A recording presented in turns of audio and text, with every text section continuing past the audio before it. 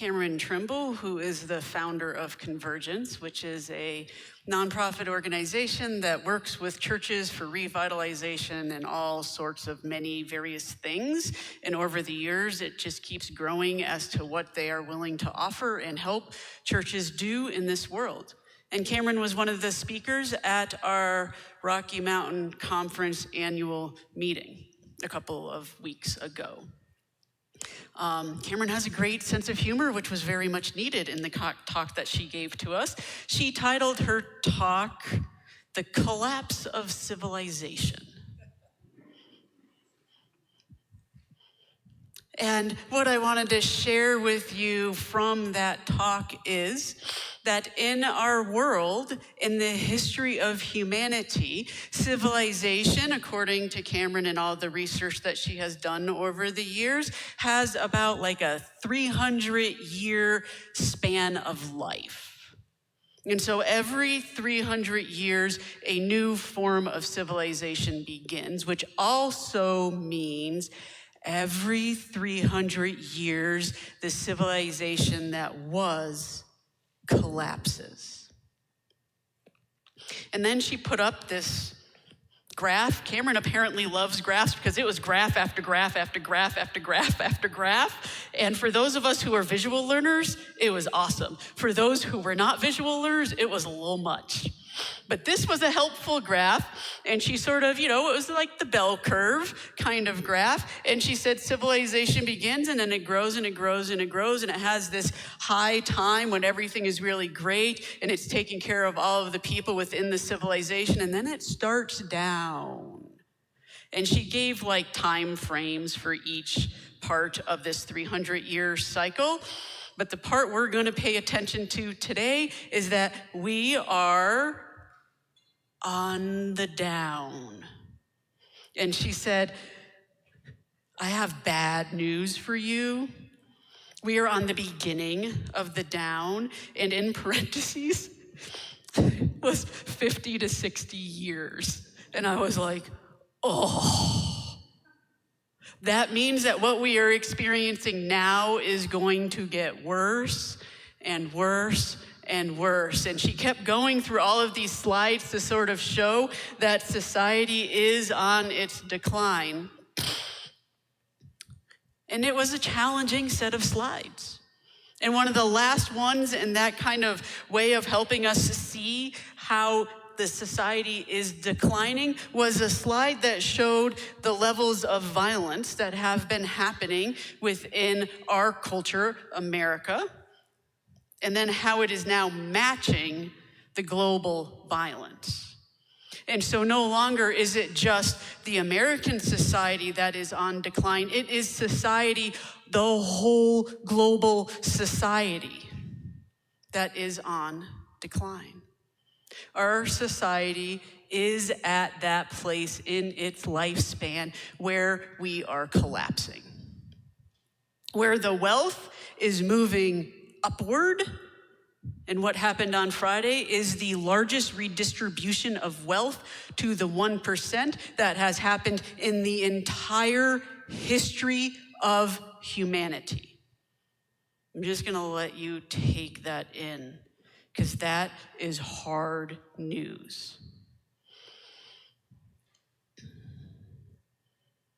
And we're wondering, where's the hope? Right? If society is going to be collapsing for the next 50 years, where is the hope for those of us, which is all of us, because I don't think any of us are in the 1%. Where is that hope as our way of living decreases and the 1% increases, and as that wealth disparity gets larger and larger and larger, these up here are not going to do anything to help us out. We have seen that in the last generation, that as the wealth moves up, it stays. The hope is us, right? Look around, really take a minute and look around at the people sitting next to you. The hope is the beloved community of God, the beloved community of Christ.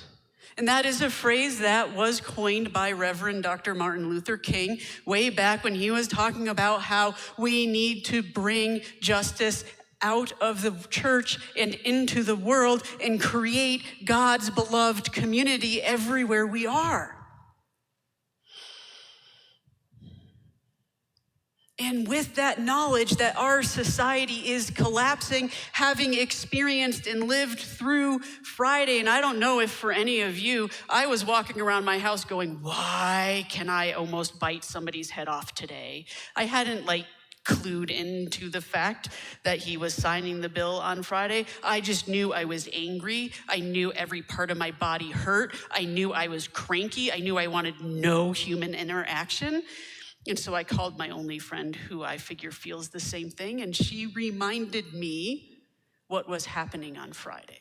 And I had felt that energy of this whole country's reaction, the anger, the crankiness, the fear, the heaviness.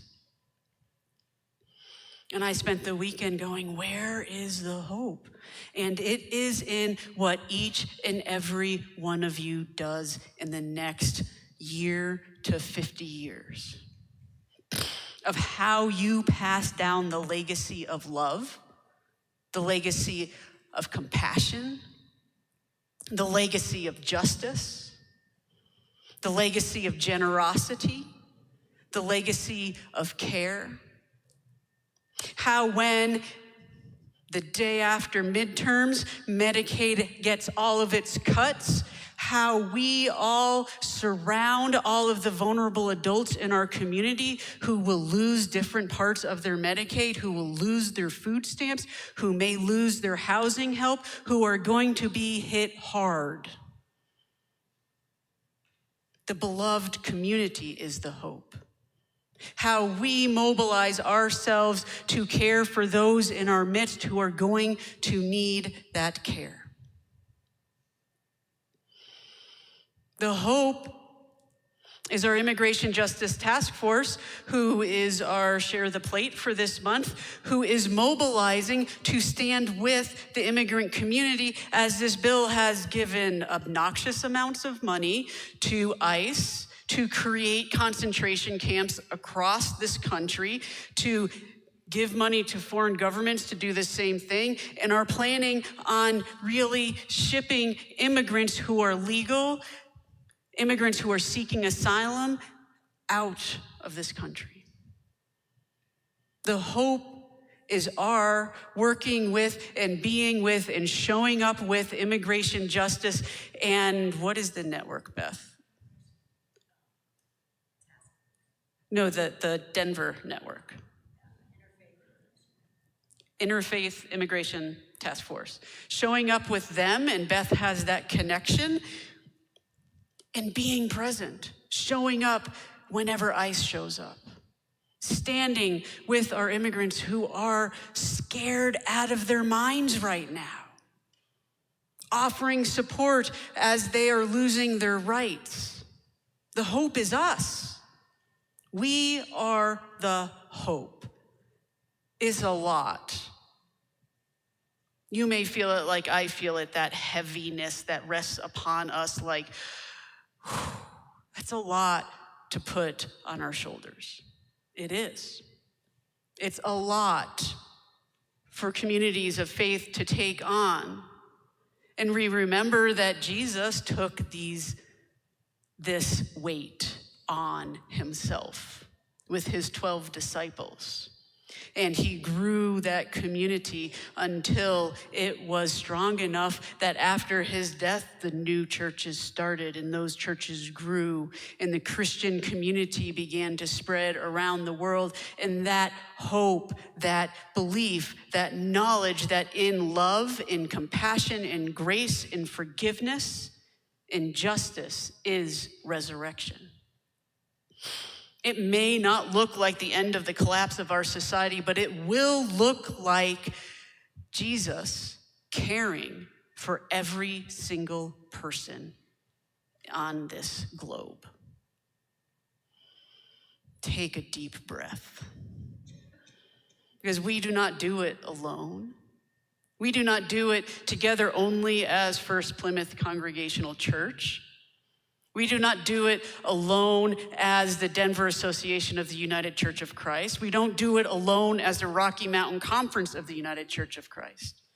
We don't do it alone as the national denomination of the United Church of Christ.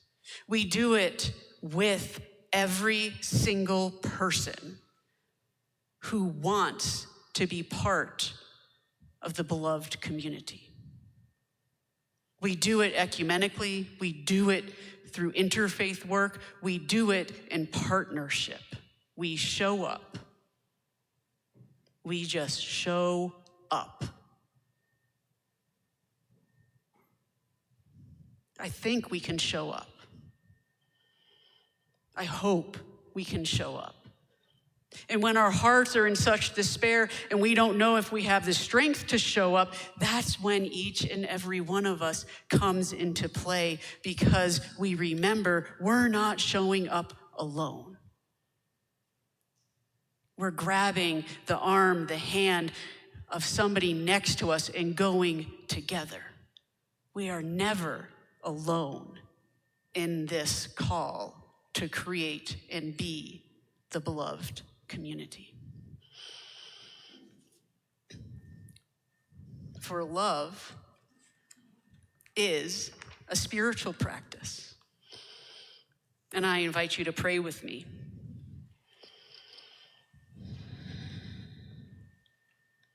Love is patient. Love is kind. Love is not jealous. It does not put on airs. It is not snobbish.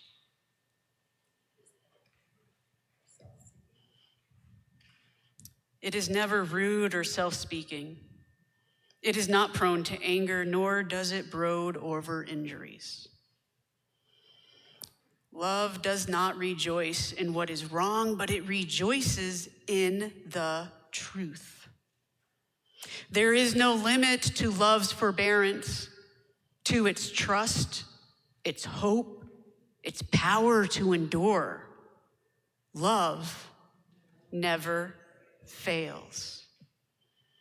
Love never fails. Amen.